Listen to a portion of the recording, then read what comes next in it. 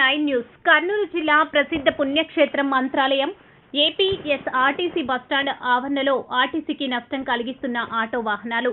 కర్నూలు జిల్లా మంత్రాలయం బస్టాండ్ విషయానికి వస్తే బస్టాండ్ పర్యవేక్షించేందుకు ప్రతిదినం అక్కడ 3 కంట్రోలర్లు విధులు నిర్వహించాల్సి ఉండగా గత కొంతకాలంగా ఒక కంట్రోలర్ మాత్రమే ఉదయం 10 నుంచి సాయంత్రం 4 గంటల వరకు విధులు నిర్వహిస్తుండటంతో ప్రయాణికులు బస్సులకు సంబంధించిన సమాచారాన్ని తెలుసుకోలేక సతమతమవుతుంటారు.